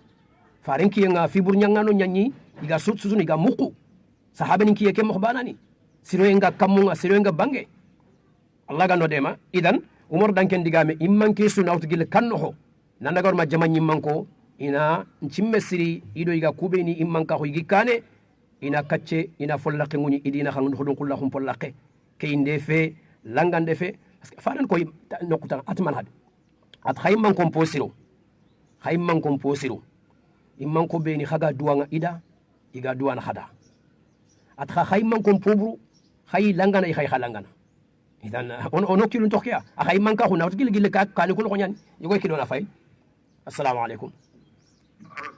wa alaikum assalam wa rahmatullah naam jarayan inshallah comme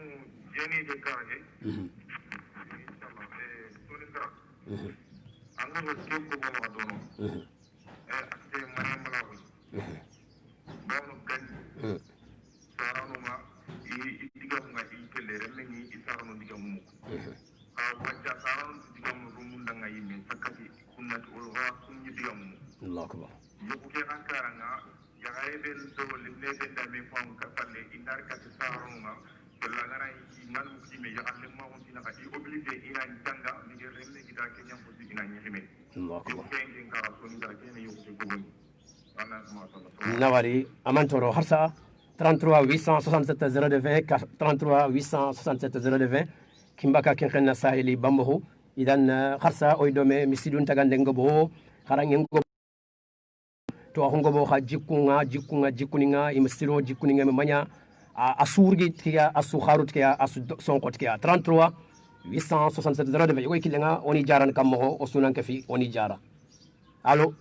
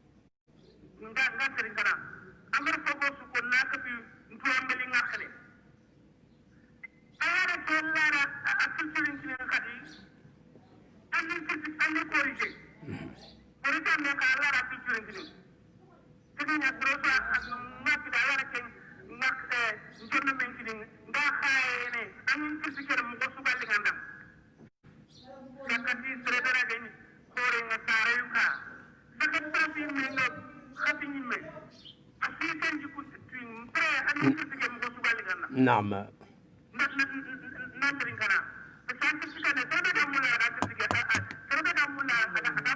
نعم نعم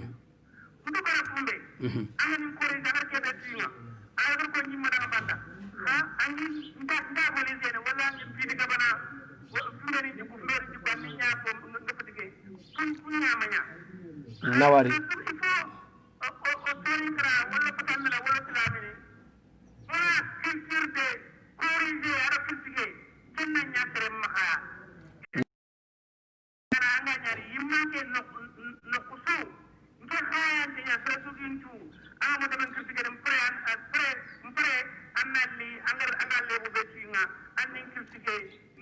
نعم باشا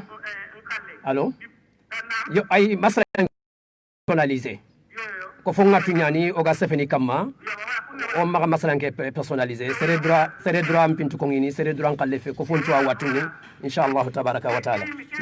nawari 33 867 020 kimbaka kenkena saheli bambohu e kuni yan maremme trinkana o dan ko mantengo su ko fo nyani o su watu nyani o su jangiro nyani o gusirut karabe onako lebuni ngoy karabe khadi onako silama ko nyime ari na ko foni ko sirondi na lebuni ko bogo ko foni nego siruna jofe Allah subhanahu wa ta'ala o kana konti kebe won Allah nyala na yampo makhaya ka o makhanya kempintei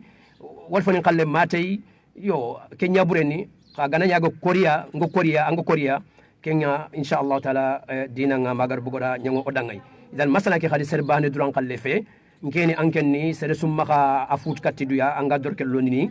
walla nga personnaliser ne anga nyanam pi kherkherente abadan o sufi nyani ko fompi nyanta kenya no get ko rosinul koy sumpuni ngara nga sumpu ayo suka maya be suga bireke lenki o su kungu yunga o yimuku akhini nga nanti gemmente akhini nyogoni na khanga iga fabia ba iga saxe fabia ba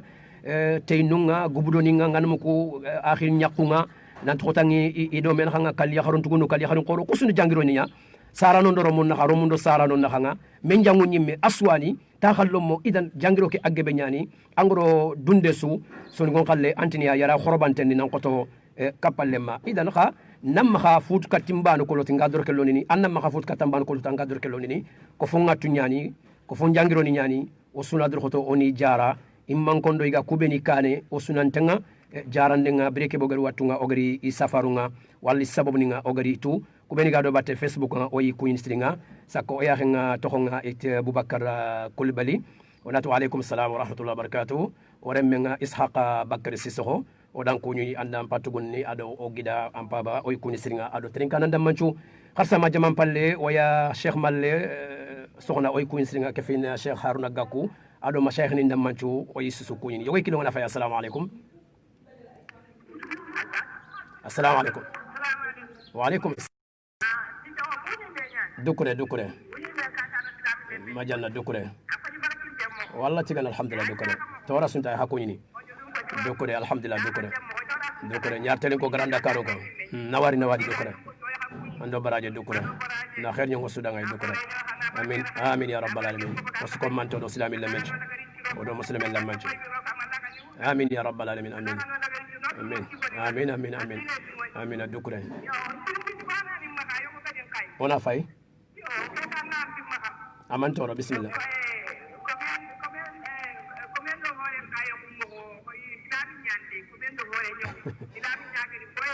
iyo kebe ganan kaya nate kono ko men lenki madama ngati dan kaya kono ko men lenki yung aha yom paga kenya ko men hore nya kay atin ko dan ken ko men yalen ka maranti aga kit radio nya nan kara on to mem ko fo baga radio ke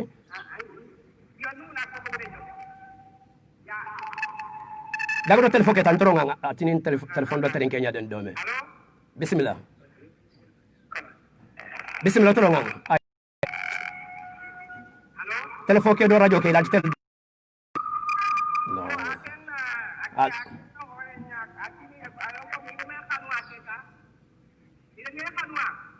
intoro nga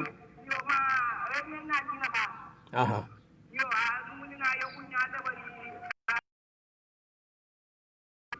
kampalango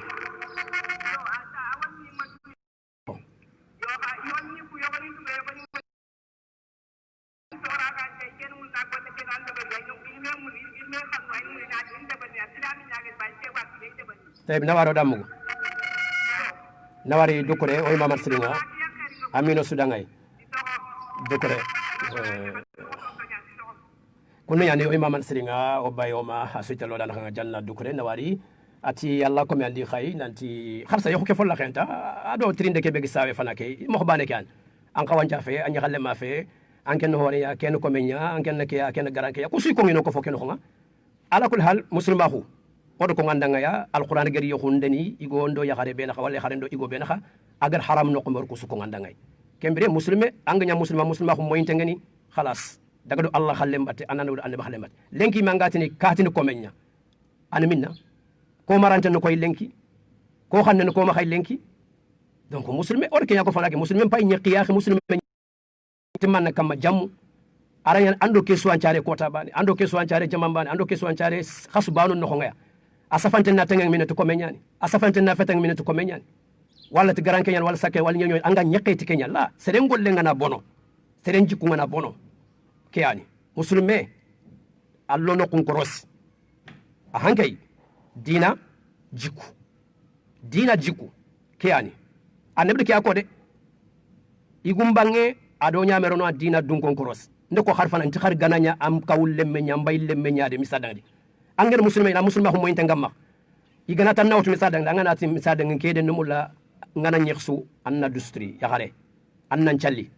atanda ikefet arabiande ikefet kiyande inti ken dina nganam ko intan dina ke anutuwa parce que antan khalle manyani anke maha anake utuwa idan dinan ka muslima hunka kebe gana tandanga Allah kannan nyani adusutun tenyani autu annam non kerant ke utu yakhike annam non lanti yakhini kay yogoni khalle ma khabura ma duna gangiri nti yakhini kay nti kay yakhini donc ki an ngana o kana ku ko do men hankadi o kat ke fin kam ko khadi 33 860 yogoy kilo na fa assalamu alaikum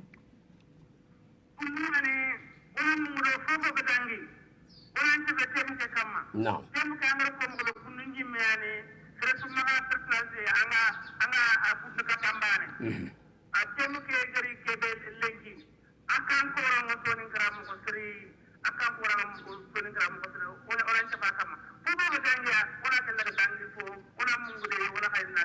نواري وي ماما سري جالو 33 867 0220 كيمبا كاكين قلنا sahili bambohu annabi sallallahu alaihi wasallam agari makka adi tallo jahil gankam pibure sukka manna bag ko fonnoho na gaja bag ko fonnoho agari medina kemmo bane fofo ganne fibure nyaga muslime do muslime kuttu aga ko fon lampunini annabi sallallahu alaihi wasallam argaja bag ko fonnoho yo oyi kukkon oyi kharanga oyi terinkana har saylen kadiga me kiata tuwa hun chanki tuwa hun gobo o terinke siri kone len kangati na makemu har ganni masala ngana tan sefene ko sefe en khibare wala ki khibare in man ko inti tan nga ken fitna nyaron ko fonno ko ma sefe len kan kammo nawdu gilgil la intin khulugume ma denan dumbe asutu wa hunga ma khasu sefe en khibare kam nanta akabante nyan ko fini yogoni ha ngana ta wona masala ko mo wattu nyan ko ir ko fombononi ido la to bakkame ido xonna khullo do men kha ido yankane meda anat nono kun ko fonya bonon kharo o to tax mo khasonga o tax mo khasongo gani mo xombe ni ta khado war kundunga kharaga na yado Allah dina ngante mewtu Allah ganno dema 33 867 baka ken na saheli bambo idan kharsa mareme yoy kilo wala fay wa alaykum assalam wa rahmatullah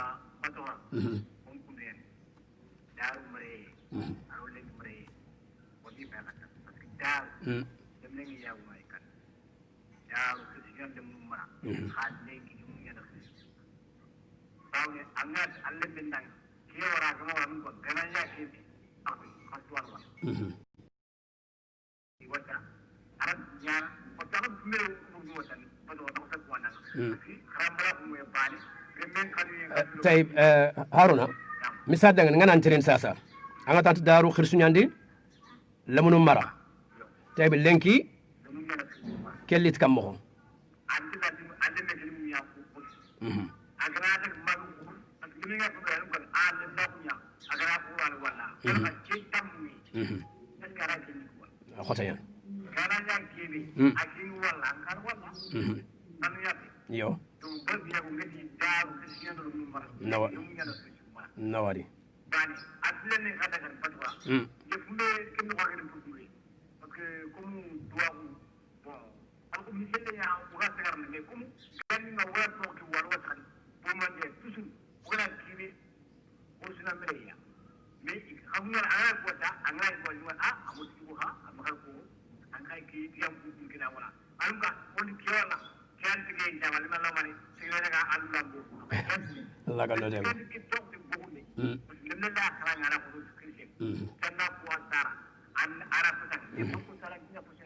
Allah gano dema nawari amina oy mamad siringa haruna njay Allah gano sudema o ko fo ngattu nyani musulma hullina ko fonin cirondiya kharsa bane suyimul lay nan tam menta jangulango de nyananga ko fonin no honga walla folla ko no honga ya walla taxano no honga ya musulma hunna jangulango de nyako fonin no ho amenta ntetene dina ninde Allah ke mahdina bana nam sorom ma sare lay foyo tigini idina nga ha Allah kendi ko mon nga dina ban ko lotiki ani agani al islam idan kembre kita ibe gana dunke nga anganya dunke nyaade afete te to bane anya adunke nga tu gollun karanya anya adunke nga tu gollun karanya de ko sahaba ni nganya adunke nga mo ko kebe annabi nyum ngonya adunke nga mo ko kebe nan golli Allah nyamari nan cogon to falle sugo pedo dingo kebe ado Allah khalle ngar me soxi idan annada do Allah lingu ke batte annada do annabi lingu ke batte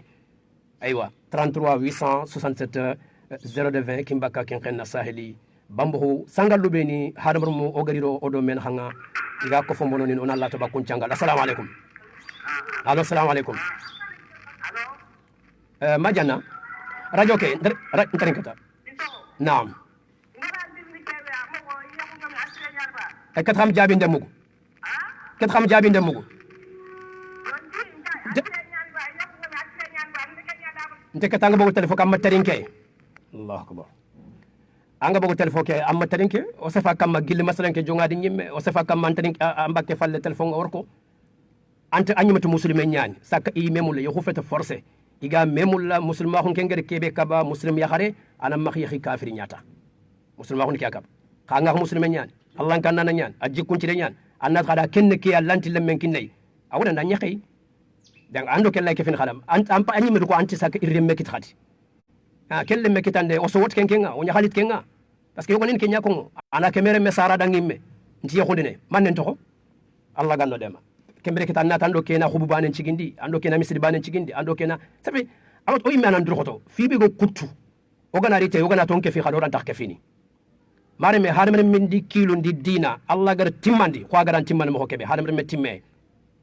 tongo harmere men naqsi nganga ha kote go harmere men timmante na ngakile ngamma andina ngamma am pamun tenyan Allah nan kamanga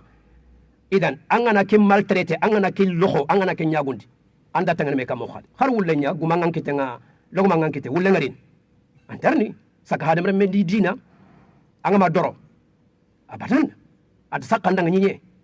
كيانو نا مدرت الله سبحانه وتعالى ونكفيت الله سبحانه وتعالى خل انت فس خل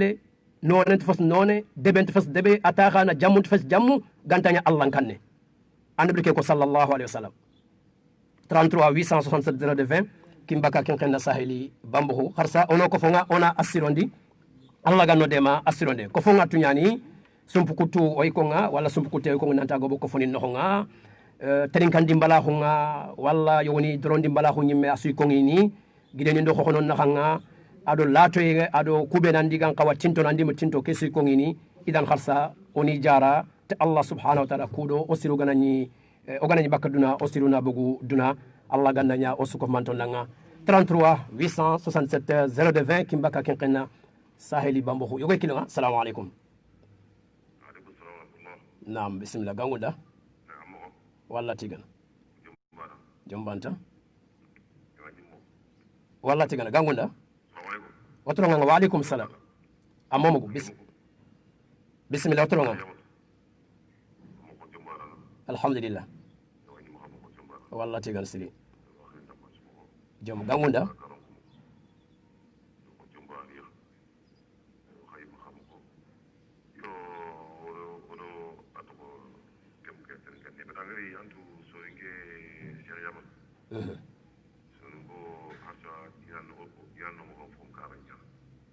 lagal no dem walla mo tinde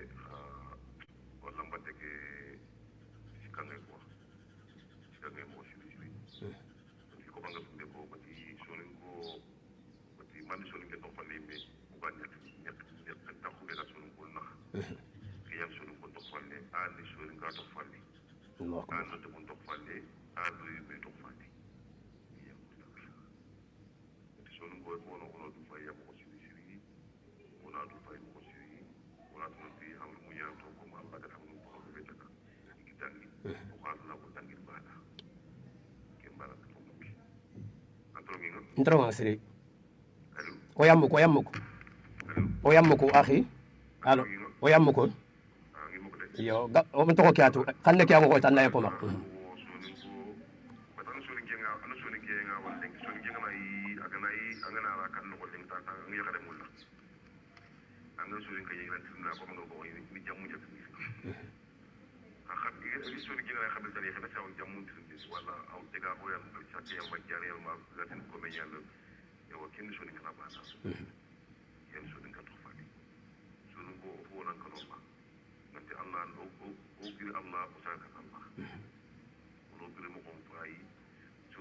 sonin kara iga ko mo sonin kara ganni anga anke yamuro gara o kan no ko touché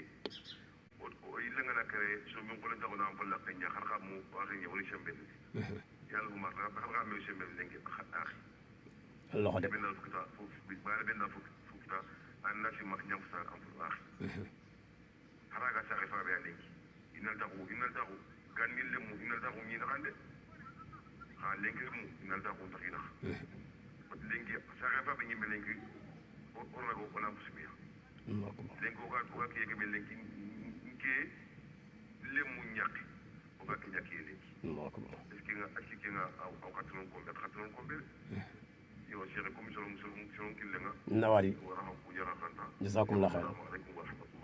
wa alaikum assalam wa rahmatullahi wa barakatuh kunu yan kharsa mare me khado osu masala osu ta do me ya o ya akhi mamal sidinga kharsa ndo dun kullahu nyani naam ko ngel ko mo xombe ya Allah ganno sunna fallo taxu ku ya digamuku inshallah tabaraka wa taala bani sunnatu tananti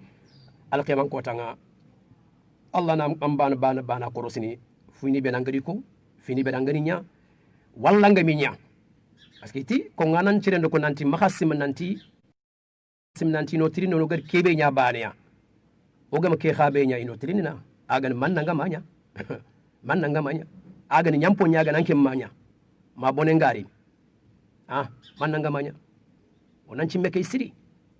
afet bane angar kubeni nyaade angam kubeni nya ngam kubeni nya akalla gati nya ada sababu ninkinan ada killun kinan anga manya lo juruntuno nga manya lo juruntuno Allah ganno kisi idan kembere karo ko fil suwani fube gane nyampo nyagan kawnyana ko fonna siro dinan na fanka kita ona dabari fube nyampo go fe ona killun taxe Allah kute gollu ona maxe sembenti ako gama yoxu kedi no wonde su xara yoxu ngan muka yoxu anken maxa yoxu ngatelando kebe na xanyime anken ngar ke ngori mi angana jogono ko mi fay angana yoxu ke naburem pay angana kofmandem pay sino man manga kofmandini antina ta kharsa ama baka angana tangarini omo homo gom mitini kanjandare nyaba omo homo gom idan makat kandima ke me khota nyani idan kara o karan lenki o itin finin qoto kharsa dinangar killu be ne to golaga fini no wonen mekamma golaga fini cemben denne bak mekamma oma dunge kon killu 33 867 020 kimbaka kinkena saheli bambo kharsa osu masla osu kofo Allah ganno dema asiro ndenga yokoy kilenga na yampo magaya 33 867 020 kimbaka kinkena saheli bambo naam ay ko ngini karangano agebe kharallema agebe nabure agebe yokoy kilenga assalamu alaikum naam yarin khimare akfini dina Allah nema la banu bari yakna naam akfini kunya ado yoku ibe suwali ngi o tem kana mahabono katwa no kadalla ko no ba ko yakhil mu khobe ibe suwaya ne kembali kharam bari ndo kara kharangana tudo nda ben tem ke sama ko musumpuni ngako sere suwaya sumpuni puti sebe sumpun puti khibare tem masala ne to kana masala de wakatwa tinani masala ngati ngeda tayib ngantri ne fumbe no nga anga to ko rosinu ko nanti kite ngobo na bure ngobo kha sumpuni ite funden ka o fogobo o lampu bakay tayib yala masala ngati woni ko sasa annamo ganni o gananya lenyugo tamime tampile lenyugo me o sufay fabanka kiya bon lenk angadu sede sumu ga gar keko ganani observateur ganang siringa yo kunu ñane ngam tandi deba observateur ñane way nga xele consultant way voilà donc anga famuna digam ko nanti awrenia oga kiye kebe lenki ker fotaga adi kantaga tilen ker fotaga adi kantaga bamako ker fotaga nya nokshot wallahi me o su dakar bane kani ka kay tilen kay ñarteli kay nokuntana yogona ke araga na ke kundu nan sumpu kutenyan samba est ce que ke sumpu kutenyan ke tike golle bane est ce sumpu kutenyan to tike golle bane sumpu kutay me fatigen nawari kunu ñane sere anna alla ñaxare anga ka kindi sere be fini nga fini ana ñama ko mo anga na fini ngorosi tarara awi nini were ga maka ado ay dara ka ñama akate ana maka nya ci bure a ci kun kala mun dengen suko ke kara bane suba kirara ke be tong anna khala fi mughsri anya jambul nya nya wannnya dara tabe tusme wannan ma sa kay anyi ma nga hindu anyi ma nga hindu kuntu wala randi ko sai digir ba ta bana na tuite annanya anga fila te wala sangara tay sere sumpundan katti mande budum ko ma kabila no so bediga dina bane ma afini ma angati menta sangara proti tutu wate na rinya ana to kalle wate ana to le takke an sere su anda la te ngene mo ko ayrini me asroba daga anta le ke lo jurun charge mutu inna ngani yake yanki ko dua ko bosu kreni aklen jiri anga kren na anga fola te wala ma dire se suwa anda ngani ko nawari anda ngani tari ko tan ndo be ta ne fa bal nam no ni bari ga kabila ni bari ga debe wala ni ga dina anna bare su anna jipuntu anna na boli ajipun kama ada ni me khala khala ti nawari o imaman siringa kharsa no khudun kullan kunyani o susudanga ya 33 867 0220 kimbaka kinqenna saheli bambuhunga o khamaman siringa khanyandomenga khakhirindunga khadwawninga khatirindunga khatirinkeunga kharsa kundunyani afet nanti kebe ga ko nganga tarinkana alla bantanga afet nanti anja hantanga la arawnyana ayangutin tanga tikara yugo Allah ganna osu sahandi Allah ganna su kanda kebe galing Allah da subhanahu wa ta'ala 33 867 kimbaka kinqenna saheli bambuhu musulma khulliya no yetumeya musulma khulliya no khanunumeya musulma khulliya no romeya kharagana nyoganta khabila sakka osuga khabila baneke ya no honga idan kembere ketamareme ona durhoto 33 867 0220 kimbaka kinqenna saheli bambuhu non citi ona golli ono dunande bari ono dinande bari naam annabi nyum may golli i golli idan ido sobe nguti dina khanon citi mallaga iddi mandangindini o khabegni adangini baniya on Allah yaga kana idangini ana dangi moxsirenga 33 867 0220 kimbaka kinqenna sahel bambo idan ay ko ngini digamon noxonga nanti daru ganni xaro gana nya lenyugu kargiya lenyugu tammiya o sunu fa banka keya balay ko ngini men nanti kristu nyogoni ilangandiya nanti serfana bega bakka yo nanti akono manne akono sumpu kutenya yo xamareme yala oni lenyugu kargiya wallon fillo imya ke daga adikan ntaga doke ke di kan taga doke yala ka tagandu kubano koloti yala ken sumpu kutenya ba ona kenkini muslimahu ona kenkini muslimahu ado bremo ko hayo maha tongu onata odo kete gel gannin ko maha o su khotin tonga menho gide yakke do gide yakke ko yakke kina yakare ke kin khononga o su khotin tonga menho yal ken kana muslimahu nyaba misari nyani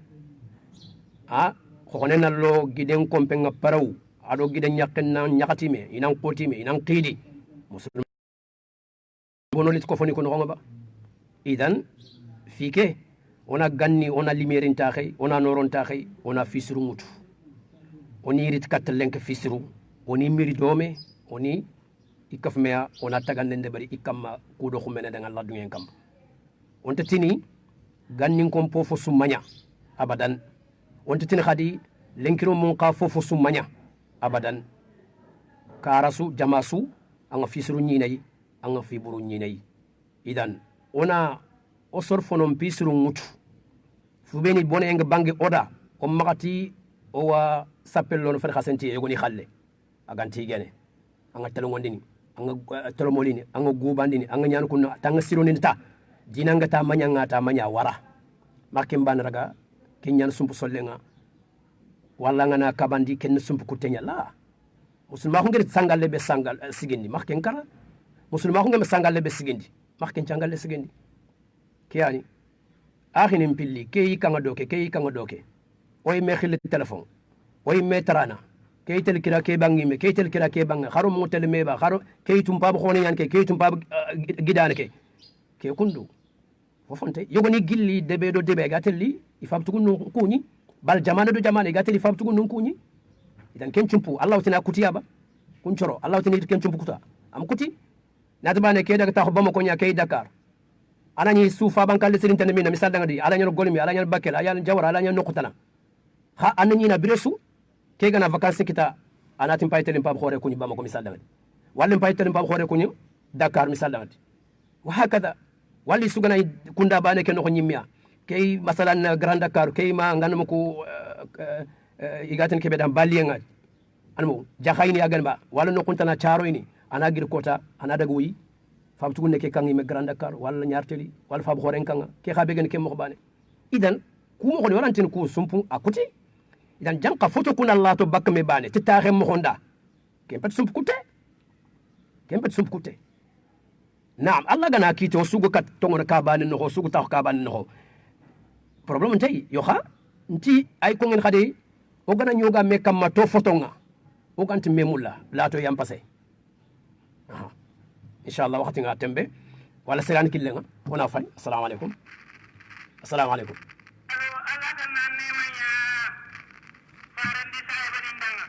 amin ya rabbal alamin amin nan da kawar len ko ga len ki ta ha kebe amina Allah kan kin kidi na suratu ba tuwana ngam fata soro mo nda kan kin kidi fo ga da ko sum fo ga dai ngitin ji ya ndi ga masala baba tu ko Allah ga ni ma ado ni ma fa ba do fa ba din ju طيب أخينا ينفو مخيا وقت انتخا كمي بكا نغرقو بك كما تخرجنا يبانيها هناك اللي يمكن كابل من قيا مثلا كنا مخا بيرسوناليزي مخو يوغيا ان شاء الله تعالى ونا مثال كني ونا خرج كني ونا اكزامبل كني تواخون كما ان شاء الله تبارك وتعالى لوغا ين كما الله دين كما اوسو فينياني اوسو كوفونياني 33 867 اذا ay ko ngin sonin kan digame nanti kaga nani kaga me kama imme wallo gana nyoga me kama kabane no nga lingoye gante gemme gante idan ke ntintoye tibarake manante am fosiro ganani ola to nyana tibarake ngan mako kay bamako kay Dakar wala kay Grand Dakar kay Pikine kha alhamdulillah kilo ni meya ami sade ndangandi ko yente kala me hen ka cengam wur khana kha wala ko yente kala wala ko yego boy me bito fil sikisu ma me hen ka me bani na gira narga tagatandi ke na gira na la kunyini wala allem me khay wala ko ne khay idan ken ngati orantin ku ilato kenya sub kutenya yogo kilo wana fay 33 867 020 kimbaka ken khena saheli bambo السلام عليكم نعم وعليكم السلام موسى وترى موسى كلبلي موسى كلبلي يا فيه ويا مكسري كلبلي بسم الله والله تيجنا كلبلي نعم نواري كلبلي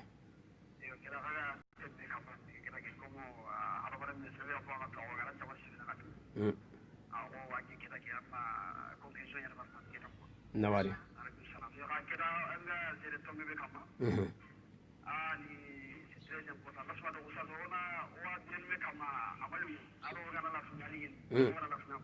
نواري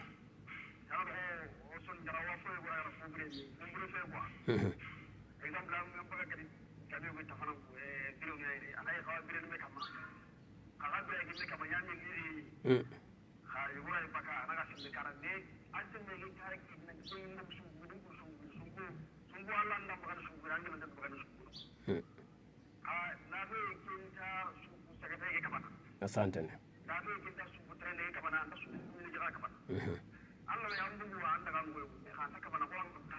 نعم asante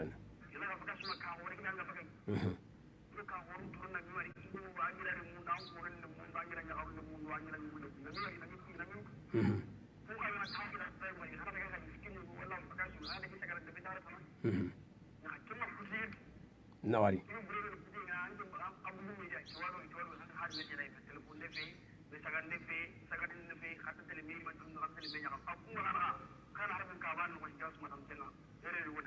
نواري كلبلي